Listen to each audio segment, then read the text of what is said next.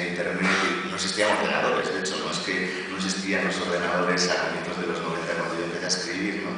Nos escribíamos de puño y letra y con un sellito, y desde que las redes sociales, Internet, etcétera, irrumpieron en nuestras vidas, pues yo creo que esto lo que ha hecho es democratizar absolutamente la poesía. Antes existían una serie de filtros, de vetos, de capas que estaban mediatizadas por los caciques del turno, de cada ciudad, de cada periódico, de cada escuela, de cada capilla, y hoy, bueno, realmente esos filtros no existen. Cada poeta puede escribir y publicar lo que vea oportuno, y ello creo que ha popularizado enormemente la poesía, ¿no? Creo que mucha gente se ha incentivado precisamente por esa libertad de expresión, por poder escribir.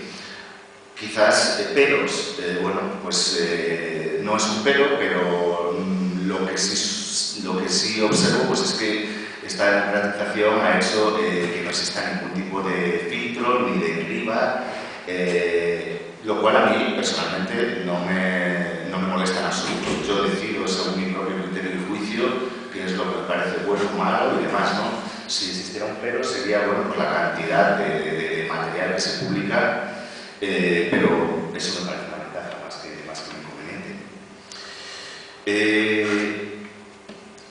Mucho antes todavía del 15M, de los movimientos indignados, de la poesía contestataria, etc., a mediados de los años 90, sobre todo a finales de los 90, un grupo de poetas comenzamos a practicar, como antes mencionamos, un tipo de poesía que en aquel momento se denominó poesía de la conciencia crítica, que de alguna manera fue premonitoria de todos los movimientos poéticos realistas, urbanos, contestatarios que existen hoy en día.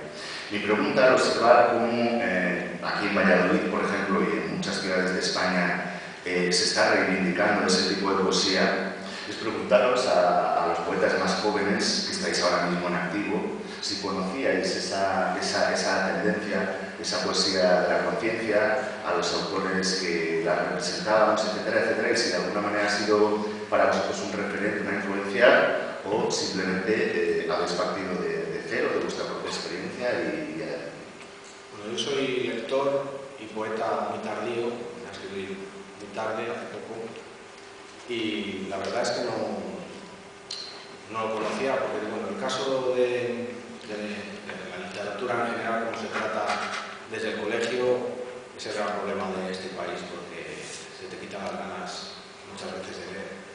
Pero yo creo que buscando y tras el 15M hemos empezado a conocer otras voces, las que hablas, y creo que Orihuela, Enrique Falcón, Jorge Riesman han sido descubiertos por nuestra generación, entre tú, David González, y creo que ha empezado a influir con fuerza y muchos bebemos de sus letras y de su trayectoria y de todo lo que la lucha de la poesía, y antes estaban más escondidos, y no sé si tras el 15M también Internet pues los hemos descubierto y poco a poco nos vamos absorbiendo y empapándonos un poquito de ellos. La poesía tiene muy poco público. Siempre tenemos la excusa de que hay un partido, como hablábamos antes, pero nunca va nadie. ¿Y cuál es la razón? ¿Qué percepción tiene la gente que no es amante de la poesía? ¿Qué percepción tiene de la poesía?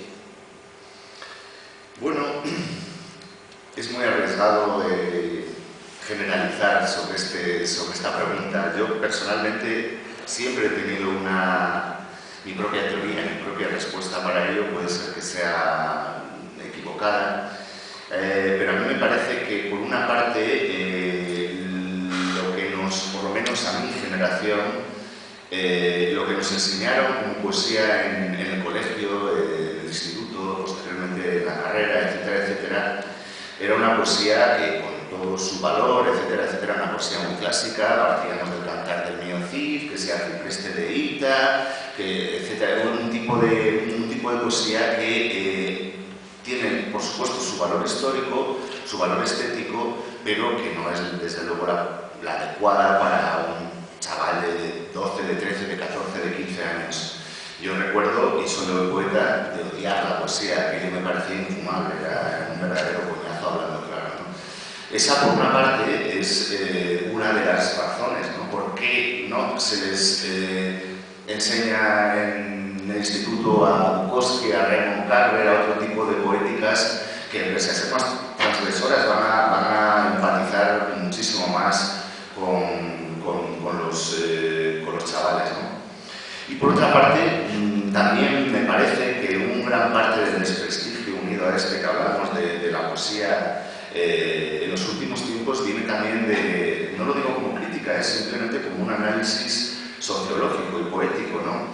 De tendencias excesivamente herméticas y vanguardistas y elitistas que han colocado al poeta como un intelectual fuera del mundo, que está en su nube, que está a su bola, que tiene un lenguaje absolutamente ininteligible para el público en general y que ha, digamos, distanciado un poco a la poesía de lo que es el discurso de la calle, ¿no? No sé si estoy acertado o no con esta conclusión, pero aparte de que estamos hablando de un movimiento, la poesía, la literatura en general, minoritario, pero yo creo que estas dos causas, bueno, pues desde mi punto de vista están ahí. Y precisamente enlazando con esto que estamos hablando, en esta ciudad en concreto existe una escuela, la llamada Escuela de Valladolid, que precisamente,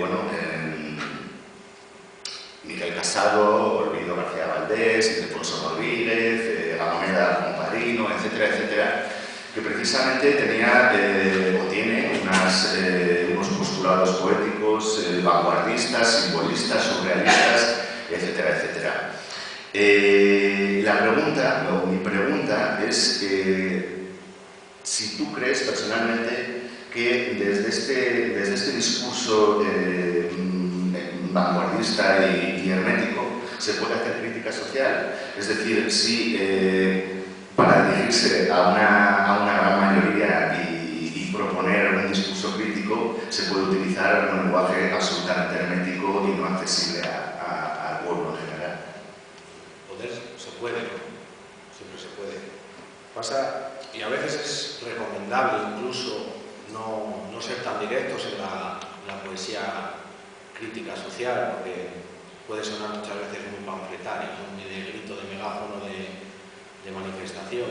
Y creo que se puede, pero el gran problema es que hay que tener mucho talento y puede ser contradictorio, pero más que nada creo que es arriesgado, porque es la dificultad de hacer llegar un mensaje social de una forma demasiado embarrada, pues puede al final quedarse en no calar.